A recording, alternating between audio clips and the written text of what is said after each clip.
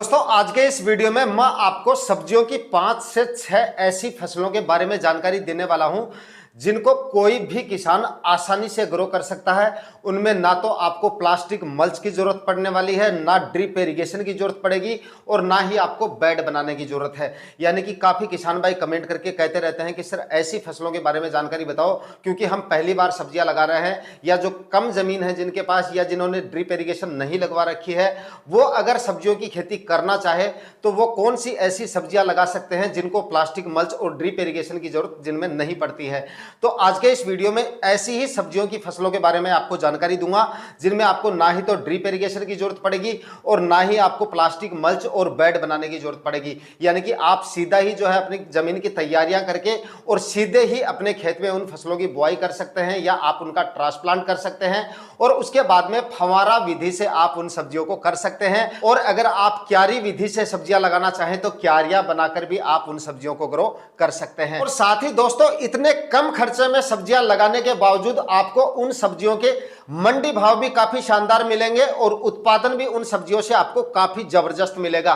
यानी कि आने वाले दिनों में जो सब्जियां यहां पर मैं आपको बताऊंगा कि जिन सब्जियों के बारे में यहां पर मैं आपको जानकारी दूंगा, उन सभी सब्जियों के आने वाले दिनों में आपको टॉप से टॉप मंडी भाव मिलेंगे और उत्पादन भी आपको उनसे काफी जबरदस्त मिलेगा।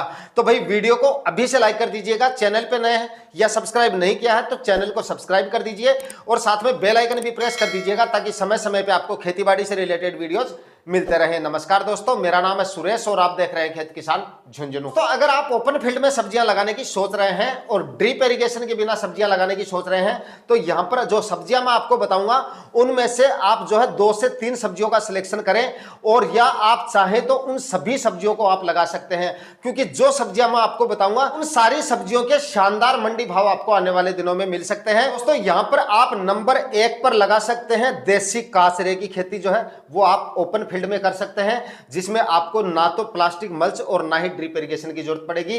बिल्कुल कम खर्चे में यह खेती हो जाएगी और आने वाले दिनों में इसका प्रोडक्शन जो है वो काफी शानदार निकल के आएगा और इसके मंडी भाव भी आपको काफी शानदार मिल जाएंगे। हालांकि इसके 40-50 रुपए तक के तो मंडी भाव नहीं मिलते हैं, लेकिन 10-15 रुपए तक के इसके मंडी भाव आपको आसानी से मिल जाएंगे। लेकिन 10-15 रुपए भी अगर आपको इसके मंडी भाव मिल जाते हैं तो इससे आपका मुनाफा जो है वो काफी शानदार निकल के आ सकता है, क्योंकि भाई इसका जो उत्पादन निकल के आता है वो काफी शानदार होता है। काफी शानदार उत्पादन इसका निकल के आता है और ना ही इसमें ज्यादा आपको खर्चा करने की जरूरत पड़ेगी।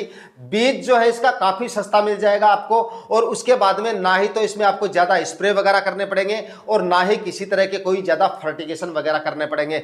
बुआई से पहले जो बेसल डोज आप बाकी सब्जियों में डालते हैं, जो तरबूज वगैरह की जो हमारी फसलें होती हैं या तोरई मिर्ची टमाटर वगैरह जो लगाते हैं हम, उनमें जो बेसल डोज डालते हैं उससे भी आधे बेसल डोज डालने हैं आपको, वो भी अगर आप चाहें तो डाल सकते हैं। अन्यथा आप थोड़ी सी मात्रा में गोबर की खाद डाल दीजिए और थोड़ी सी आप जो है 20 से 30 केजी प्रति एकड़ के हिसाब से आप डीएपी डाल दीजिए। आसानी से देसी काचरा जो है आसानी से ग्रो हो जाएगा और काफी शानदार उत्पादन आपको देकर चला जाएगा और उसके बाद उत्पादन अच्छा मिलेगा और मंडी भाव 10-15 रुपए तक के भी आपको मिल जाएंगे, तो काफी शानदार मुनाफा आपका इससे निकल के आ जाएगा। नंबर 2 पर दोस्तों यहां पर आप लगा सकते हैं गंवार फली। जो सब्जियों वाला जो गुआर होता है उसकी आप खेती कर सकते हैं। उसके भी मतलब मंडी भाव जो होते हैं वो आपको काफी शानदार मिलेंगे। एक वीडियो मैंने पहले भी बनाया था, उसमें मैंने आपको बताया था कि गंवार फली अगर आप फरवरी में लगा लेते हैं तो आने वाले दिनों में इसके भी जो मंडी भाव हैं वो काफी शानदार निकल के आते हैं, क्योंकि भाई गंवार फली की जो खेती होती है वो भी एक सीमित मात्रा में होती है।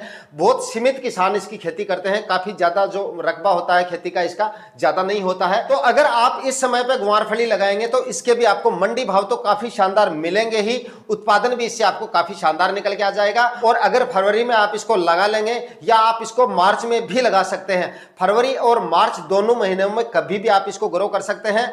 जब तक बारिश नहीं होगी तब तक आपका ग्वार चलता रहेगा और कभी कभार अगर आप लेट लगाते हो तो बारिश के बाद तक भी ये चलता रहता है, लेकिन जब तक आपको इससे हार्वेस्टिंग मिलती रहेगी तब तक मंडी भाव भी इसके आपको लास्ट तक अच्छे मिलते रहेंगे, यानी कि ज्यादा डाउन इसके मंडी भाव नहीं आएंगे। तो आप गंवार फली भी जो है ओपन फील्ड में लगा सकते हो।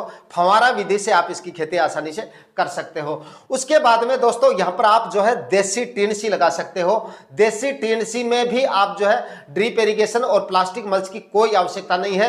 देसी टीएनसी भी जो है आसानी से ग्रो हो जाती है। हमारे राजस्थान में या शेखावाटी में इसकी बहुत ज्यादा जो है इसकी जो है खेती तो बहुत कम होती है, लेकिन ये बारिश के दिनों में अपने आप आसानी से ग्रो हो जाती है। जो पिछली सालों के जो बीज होते हैं उनके उन्हीं बीजों पर ये लग जाती है। उसके बाद में बारिश के पानी से भी ये आसानी से ग्रो कर लेती है, यानी कि खाद वगैरह भी आपको इसमें ज्यादा डालने की जरूरत नहीं है। जो बेसल डोज मैंने देसी काचरे के लिए आपको बताए हैं उसी तरह से आप बेसल डोज इसमें डाल दीजिएगा थोड़ी सी मात्रा में, और आसानी से आप फंवारा विधि से भी इसको ग्रो कर सकते हैं। और मंडी भाव यकीनन आपको इसके मंडी भाव काफी शानदार मिल जाएंगे। लेकिन भाई हाँ, इसमें थोड़े से ना फ्रूट फ्लाई का अटैक जरूर होगा, तो इसके लिए आपको जो है फल मक्खी ट्रैप आपको लगा देने हैं, या फ्रूट फ्लाई के लिए इंसेक्टिसाइड का एक दो अगर आपको स्प्रे निकालना पड़े तो वो भी आप निकाल सकते हैं। लेकिन बाकी और कोई ज्यादा इसमें रोग वगैरह नहीं आते, ना ही आपको इनमें फर्टिगेशन करना पड़ेगा। यहाँ पर आप देसी टीएनसी लगाकर भी काफी शानदार मुनाफा ले सकते हैं।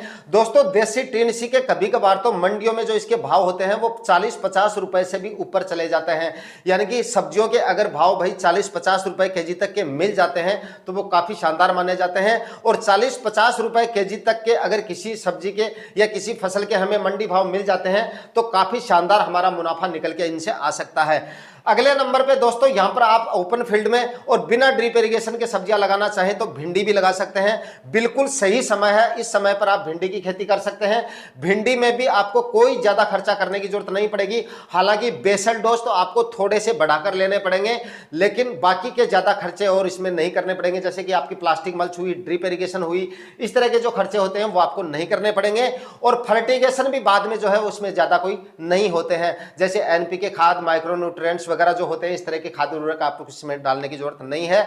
बेसल डोज डाल दीजिए, के बाद में आसानी से आपकी भिंडी जो है वो ग्रो हो जाएगी। और भिंडी के भी मंडी भाव आपको लास्ट तक, जब तक आपकी भिंडी से हार्वेस्टिंग मिलेगी तब तक आपको इसके मंडी भाव काफी शानदार मिल सकते हैं। तो भिंडी की खेती करके भी आप काफी शानदार मुनाफा ले सकते हैं। और दोस्तों इसके बाद में आपको एक फसल यहां पर मैं और बता रहा हूं, उसको ज्यादातर किसान भाई ये मतलब जो है ड्रिप इरिगेशन और प्लास्टिक मल्च के द्वारा लगाते हैं, लेकिन यहां पर उस फसल को भी आप जो है फंवारा विधि से आसानी से कर सकते हैं। शुरुआत के 2 साल तक मैंने उस फसल को लगाया था और सिर्फ फंवारा विधि से लगाया था। काफी शानदार उत्पादन और काफी शानदार मंडी भाव उसको मुझे मिले थे। तो यहां पर आप जो है ओपन फील्ड में और बिना ड्रिप इरिगेशन के बैंगन की खेती कर सकते हो। इस समय पर अगर आप बैंगन लगा लेते हैं तो इसके भी आपको मंडी भाव जो है वो काफी शानदार मिलेंगे। और फंवारा विधि से अगर आप इसको लगाओगे तो आपके उत्पादन में कोई ज्यादा फर्क नहीं पड़ेगा। हालांकि भाई अगर आप जो किसान भाई ड्रिप इरिगेशन और प्लास्टिक मल्च वगैरह लगाकर इसकी खेती करते हैं, बेड बनाकर, तब तो उत्पादन थोड़ा ज्यादा इसका मिलता है। लेकिन अगर आप फंवारा विधि से भी करते हो तब भी आपको इसका उत्पादन ज्यादा मिल जाएगा। कि दोस्तों फंवारा विधि से भी जो है बैंगन की खेती की जा सकती है। इससे उत्पादन में फर्क तो पड़ेगा लेकिन इतना ज्यादा फर्क नहीं पड़ेगा और इसके मंडी भाव आपको काफी शानदार मिल जाएंगे। लगभग आप अगर इस समय पे बैंगन की खेती करते हो तो आने वाले दिनों में कम से कम 20 रुपए केजी तक के आपको इसके मंडी भाव आसानी से मिल सकते हैं और लंबे समय तक इसका उत्पादन आपको मिलता रहेगा। और दोस्तों बैंगन में भी आपको जो है ज्यादा स्प्रे वगैरह करने की जरूरत नहीं पड़ेगी। यानी रस चूसने वाले जो कीट होते हैं उनका कोई शुरुआत में जो है इनका कोई ज्यादा अटैक नहीं होता है। सिर्फ इल्ली जो होती है उसका अटैक होता है। वो भी आपका जो बैंगन फल और फ्रूट की अवस्था में आता है तब जाकर इसका कोई अटैक होता है। शुरुआत में वो भी नहीं होता है। जब फ्लोरिंग अवस्था में आपका बैंगन आता है तब आपको जरूर इसमें 1-2 स्प्रे निकालने पड़ेंगे। वो अगर आप प्रिवेंटिव में इसको स्प्रे वगैरह निकालते रहोगे तो उसका अटैक भी आपको अपनी बैंगन की फसल में देखने को नहीं मिलेगा। इल्ली मतलब जो व्हाइट कीड़ा भी आप इसको बोल सकते हैं, ब्राउन कलर का जो कीड़ा होता है वो इसमें लग जाता है। सबसे पहले वो तने में लगता है और उसके बाद में वो आपके फलों को भी डैमेज करना शुरू कर देता है। जब भी आप बैंगन की खेती करें तो शुरुआत से ही जो इल्लियों के लिए स्प्रे होते हैं वो 10-15 दिन के अंतराल से प्रिवेंटिव में अगर आप स्प्रे वगैरह लेके चलते हैं इंसेक्टिसाइड वगैरह के, अगर समय समय पर थोड़े अंतराल में अगर आप हल्के हल्के स्प्रे निकालते रहते हैं तो वो अटैक आपकी फसल में देखने को नहीं मिलेगा। लेकिन भाई एक बार अगर इल्ली का अटैक बैंगन की फसल में हो जाता है तो उसके बाद में उसको कंट्रोल करना काफी ज्यादा मुश्किल हो जाता है। काफी हैवी इंसेक्टिसाइड भी लेने पड़ सकते हैं। ये मैं आपको थोड़ा सा पहले क्लियर कर देता हूं क्योंकि बैंगन की फसल में सबसे घातक जो रोग होता है वो यही होता है, इल्ली का अटैक बहुत ज्यादा होता है। तो अगर आप चाहें तो बैंगन की खेती भी ओपन फील्ड में बाकी लगा सकते हैं। इससे भी आपको काफी अच्छा उत्पादन तो काफी अच्छा मिल ही जाएगा और मुनाफा भी आपको काफी ज्यादा मिल सकता है बैंगन की खेती से। लेकिन जो बीमारी मैंने आपको बताई है उसके लिए आपको थोड़ा सा इसके लिए सावधान रहना पड़ सकता है। तो बताई गई सब्जियां दोस्तों आप ओपन फील्ड ट्रेड में लगाकर और काफी शानदार मुनाफा ले सकते हैं। आज के वीडियो में इतना ही। वीडियो में दी गई जानकारी अच्छी लगी तो लाइक शेयर कर दीजिएगा, चैनल पे नए हैं तो सब्सक्राइब जरूर करके जाइएगा। मिलते हैं किसी नए वीडियो में नए टॉपिक के साथ, तब तक के लिए जय हिंद।